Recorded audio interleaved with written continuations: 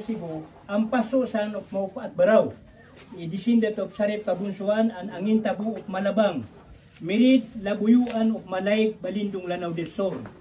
By the grace of Allah, the merciful, the couple, bliss with 4 children. Anul, Asamat, Asigit, Ginto. 100 years after, ang paso pass away. The generation continuing themselves to develop the locality and to remind the people of Lembak to pray 5 times a day with congregation.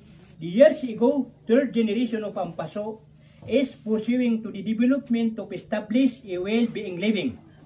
The 4 leaders of Ampaso belongs to the 3rd generation who have been started to build the mosque at Pulo Barakat made of bamboo. Sultan Alox of Anul, Papanok, Sultan sa Lembak of Asamat, Datu Imam of Asigit, Tuan Adatu of Ginto. Di ay mga datu, miyago pakat ko paganay. Then, Pulo Barakat is a small island of Lembak, a birthplace of Ampaso, estimated 75 meters away from the coast residential houses along